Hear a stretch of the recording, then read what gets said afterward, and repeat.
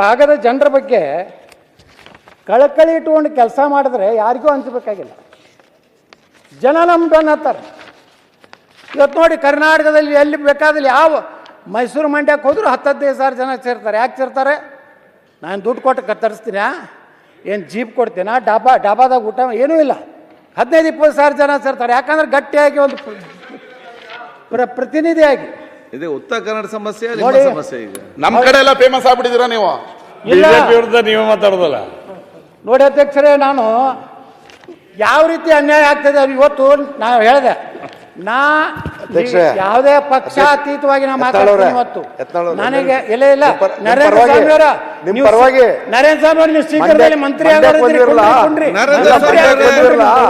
ತುಂಬಾ ಪ್ರಖ್ಯಾತ ಅಧ್ಯಕ್ಷರೇ. ಬಿಜಾಪುರದಲ್ಲಿದ್ದೆ ಬಂದ್ರೆ ಕಿತ್ನಾಳು ನೋಡ್ರಿ ಅಧ್ಯಕ್ಷರೇ, ನಮ್ಮ ಸರ್ಕಾರ ಇದ್ದಾಗಿಂದ ಒಂದು ಅನ್ಯಾಯ ಹೆಂಗೆ ರಾಜೀವ್ ಕಾಗೆ ಅವ್ರು ಹೇಳಿದಾರಲ್ಲ, ನೀವು ಕಂಟಿನ್ಯೂ ಮಾಡಿ. ಅವ್ರು ಯಾಕೆ ಡಿಸ್ಟರ್ಬ್ ಆಗ್ತೀರಿ? ನಾ ಡಿಸ್ಟರ್ಬ್ ಆಗುದಿಲ್ಲ. ಅವರು ನರೇಂದ್ರ ಸ್ವಾಮಿ ಅವರು ನಾವು ಮಂತ್ರಿ ಆಗಿಲ್ಲ